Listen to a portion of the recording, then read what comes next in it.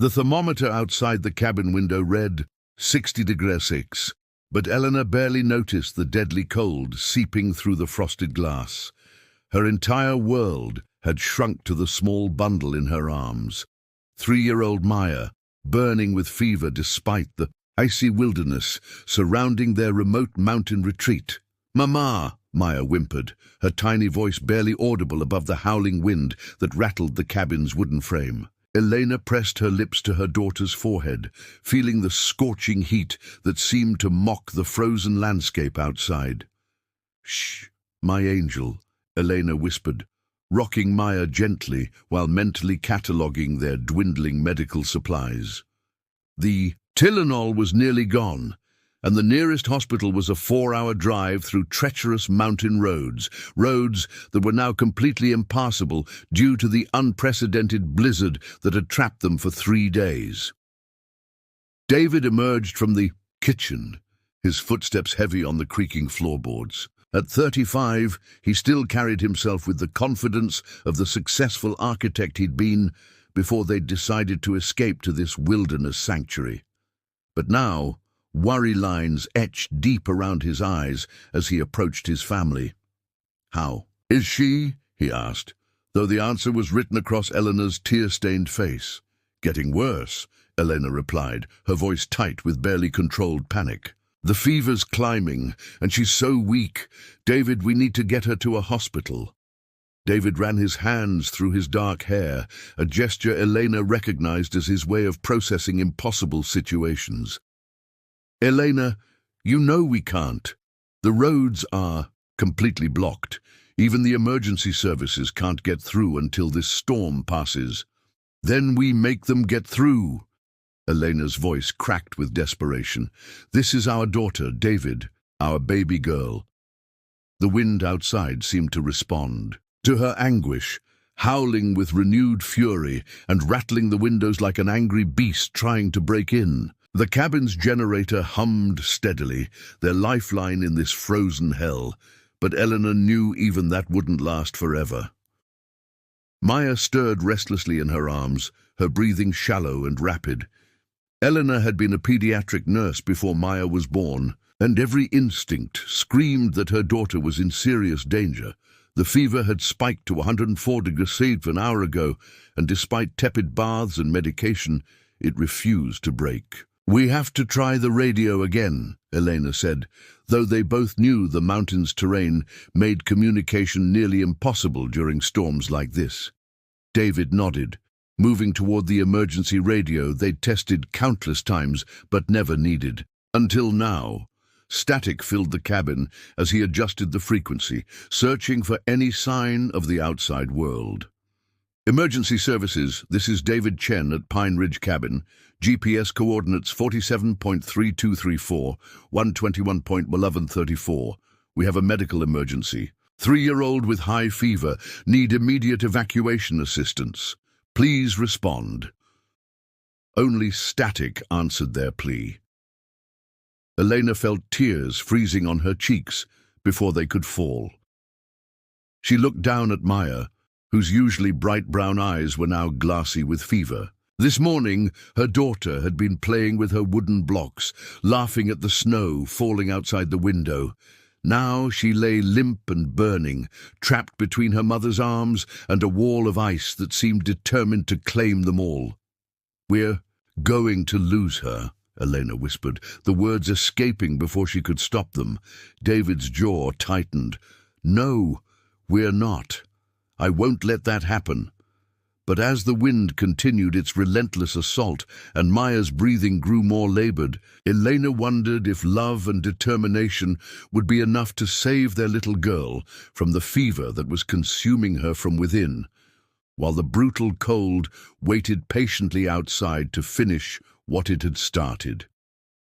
By midnight, Maya's fever had climbed to 105 degrees, and Elena's composure finally shattered like ice under pressure.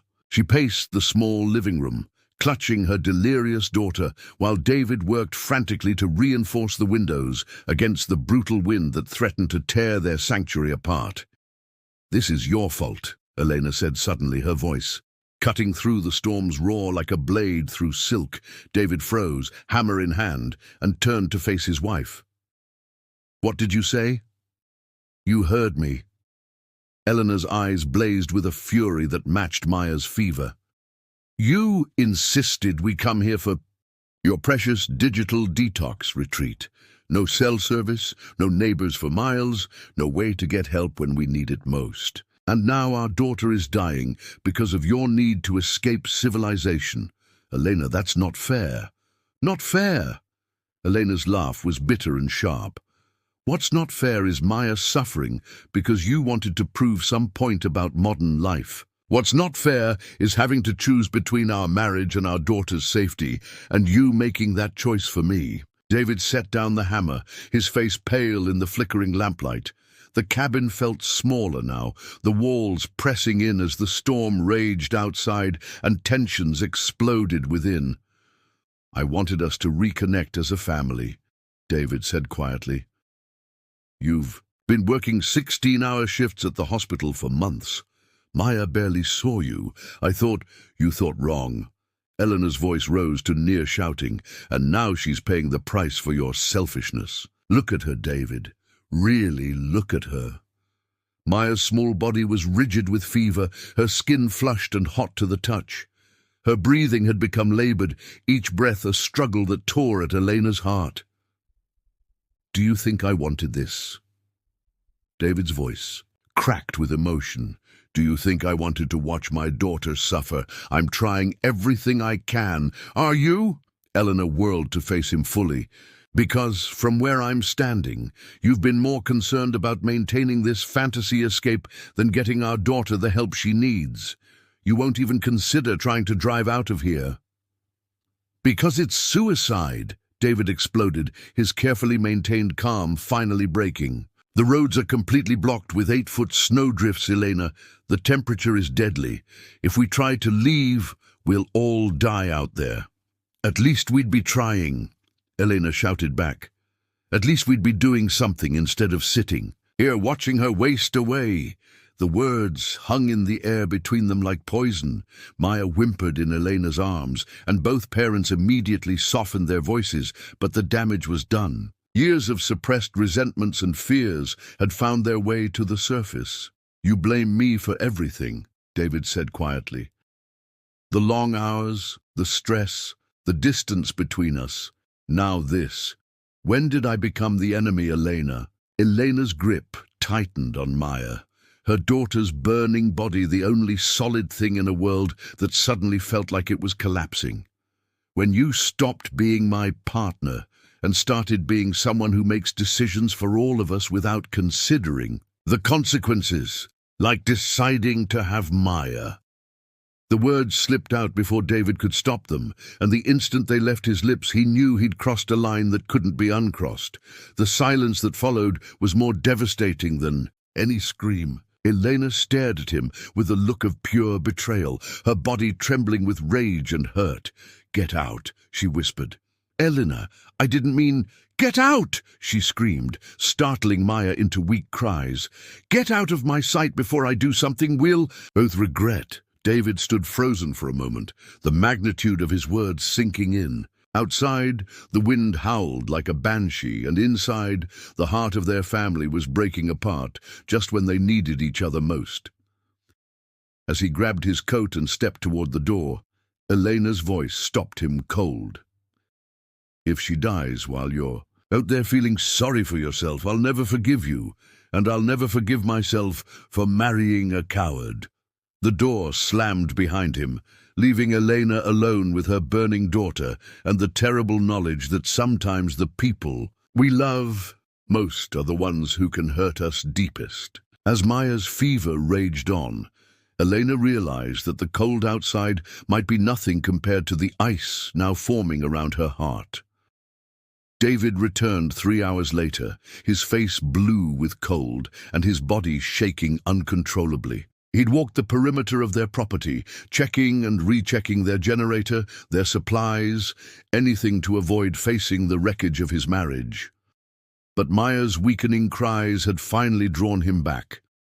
He found Elena exactly where he'd left her, still holding Maya, but something had changed.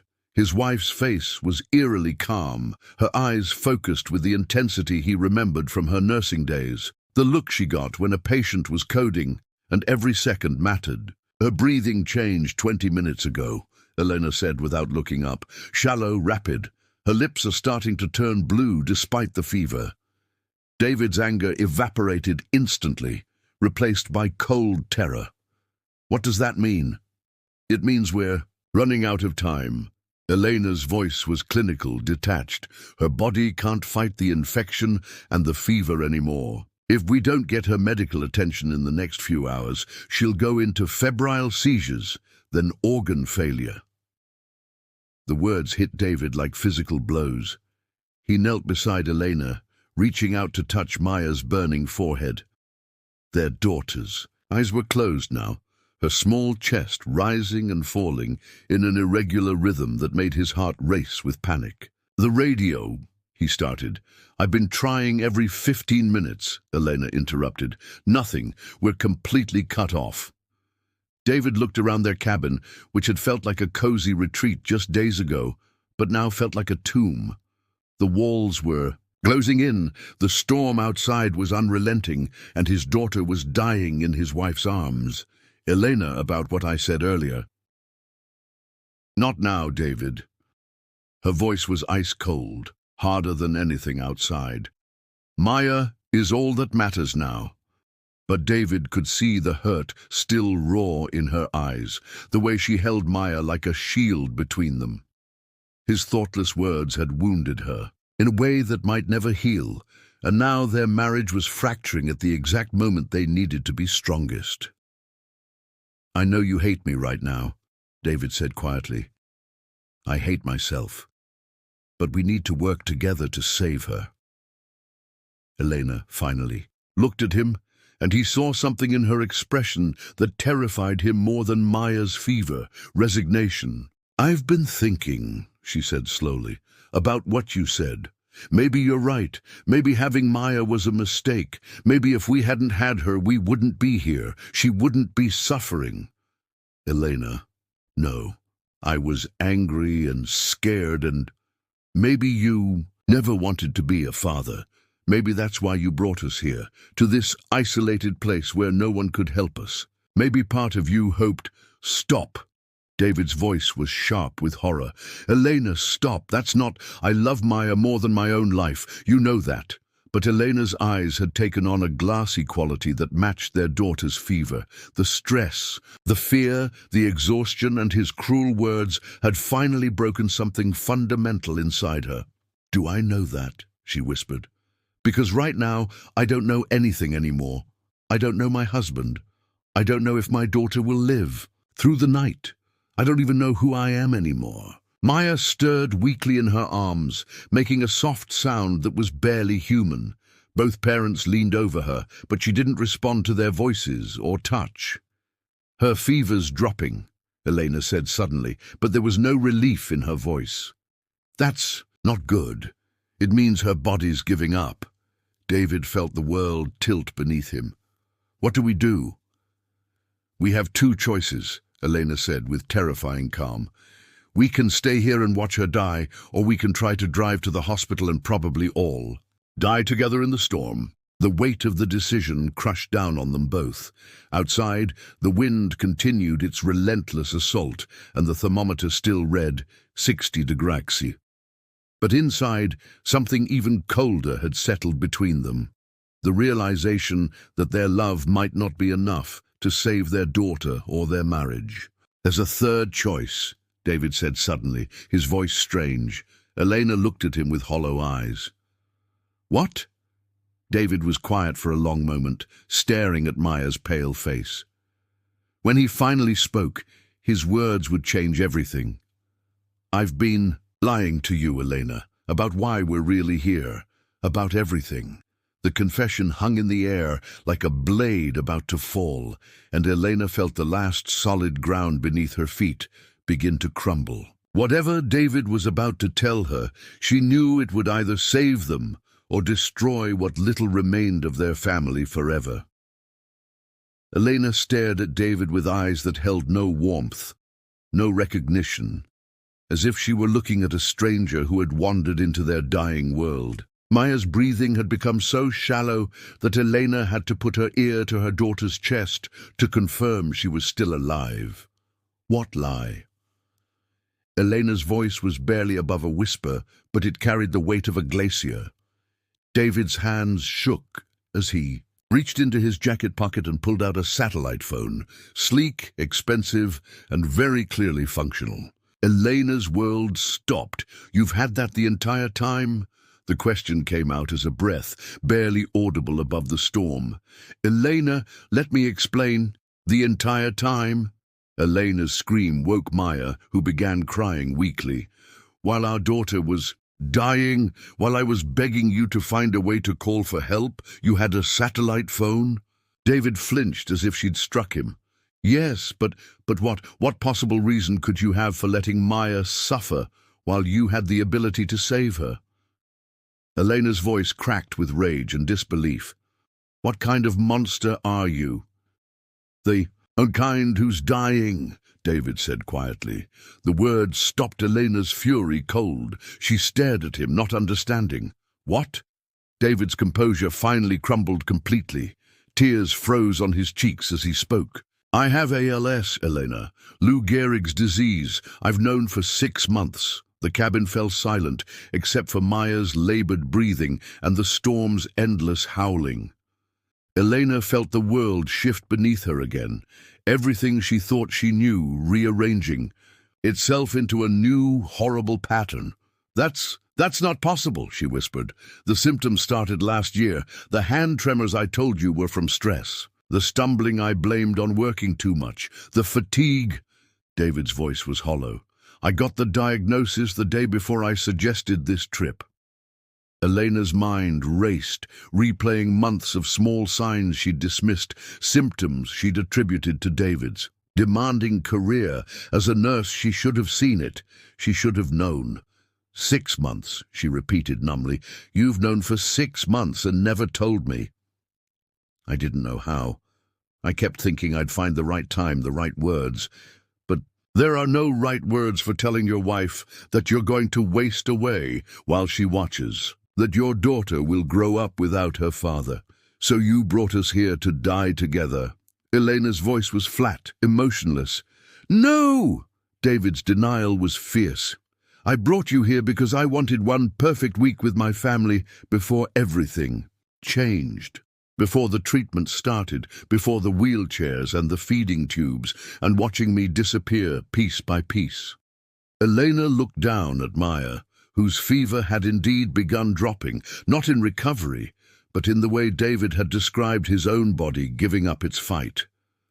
"The phone," she said simply. David held up the satellite phone with trembling fingers, and Elena realized the tremor wasn't from cold. "I didn't use it because I thought we could handle this ourselves.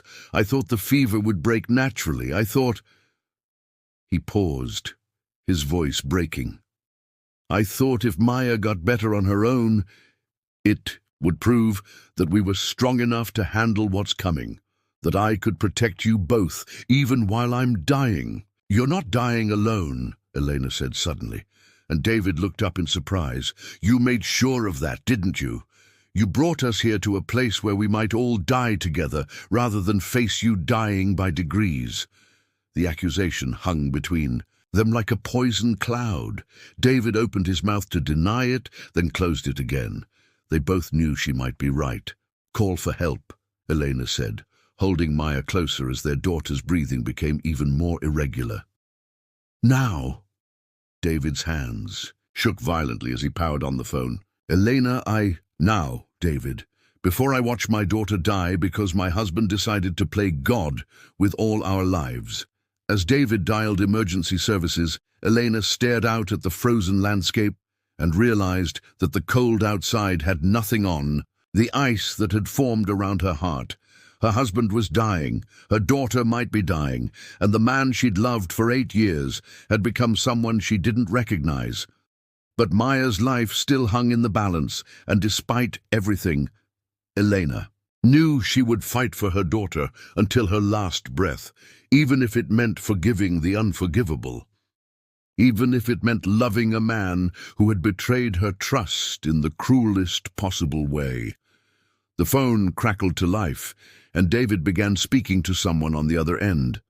Help was finally coming, but Elena wondered if any of them could be saved. From the wreckage of their family, outside the storm began to weaken, but inside the cabin, the real blizzard was just beginning. The helicopter arrived as dawn broke over the mountains, its rotors cutting through the thinning storm like a mechanical angel. Eleanor watched through the frost-covered window as the rescue team approached, her body numb from a night spent holding Maya and processing David's devastating revelation. Maya had stabilized slightly once David made the call and the EMTs talked. Elena, through administering proper medication from their emergency kit, supplies she hadn't known were sophisticated enough to treat severe febrile illness. Even their remote cabin had been equipped for medical emergencies. David had planned for everything except honesty. "The EMTs are here," David said quietly from beside her. His voice was different now, smaller, uncertain. The confident architect who had brought them to this mountain retreat was gone, replaced by a dying man who had gambled with his family's lives and lost everything that mattered. Elena didn't respond. She couldn't trust herself to speak without saying something that would destroy whatever fragile hope remained for their family. Instead, she focused on Maya, who had opened her eyes for the first time in hours and was looking around with weak but growing awareness. The cabin door burst open, bringing a rush of brutal cold and three figures in heavy winter gear. The lead EMT, a woman about Elena's age with kind but efficient eyes, immediately took charge. "I'm Sarah Chen, flight paramedic. We spoke on the phone. How's our patient?" Elena found her voice. "Fever's down to 102, but she's been unconscious, on and off for hours. Breathing is still labored." Sarah knelt beside them, her hands gentle but quick as she examined Maya. "You did good work here. The medication protocol you followed probably saved her life." Elena glanced at David, who looked away. Even the EMT's praise felt like another betrayal. If they'd had this equipment all along, if David had called for help immediately, Maya never would have suffered so much. "We need to get her to Seattle Children's Hospital immediately," Sarah continued. "The storm's clearing, but we have a narrow window. Are you both coming?" "Yes," Elena said. At the same time, David said, "Elena should go. I'll stay." Elena turned to stare at her husband with disbelief. "What? You're her mother. She needs you more than she needs me." David's voice was steady, but Elena could see the self-loathing in his eyes. "I'll close up the cabin and drive back when the road's clear." "David," Sarah began, clearly sensing the tension. "No," Elena interrupted, surprising herself. "No, you're coming with us. Whatever's broken between us, Maya is still your daughter. She needs both her parents." David looked at her with something that might have been hope. "Elena, after what I did, what you did was unforgivable," Elena said quietly, her words carrying the weight of absolute truth. "You lied to me. You put our daughter at risk, and you made decisions about all our lives without giving me a choice. I don't know if I can ever trust you again." David's face crumpled, but Eleanor wasn't finished. "But Maya didn't choose any of this. She didn't choose to have a father with ALS, or parents who fight, or to almost die in a cabin because her dad thought he knew better than everyone else." Elena's voice grew stronger. "She's 3 years old, David. She deserves to have both her parents fighting for her, not abandoning her because we can't figure out how to be adults." Sarah cleared her throat gently. "Folks, I hate to interrupt, but we really need to move. The weather window won't last." Elena stood carefully, cradling Maya against her chest. Their daughter looked so small in her arms, but her breathing was steadier now, her color better. She would survive this. They all would, in one way or another. "Are you coming?" Eleanor asked David. He nodded, grabbing their emergency bag and following them toward the door, but Elena stopped him with a hand on his arm. "David," she said, her voice soft but clear, "when we get through this, when Maya's safe and we're back home, we're going to have some very difficult conversations. About your diagnosis, about trust, about what kind of future we can build together." "I know," David replied, his voice barely audible above the helicopter's growing roar.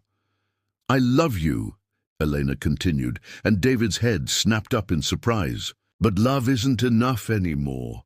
It wasn't enough to save Maya alone, and it won't be enough to save our marriage alone. We're going to need honesty and therapy and probably more forgiveness than I know how to give right now."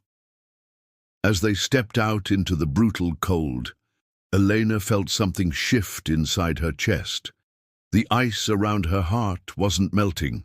That would take time, warmth, and work she wasn't sure she was ready for. But it was cracking, letting in just enough light to see a path forward. Maya stirred in her arms as they reached the helicopter, opening her eyes and focusing on Elena's face with a clarity that had been absent for hours. "Mama," Maya whispered, her voice small but strong.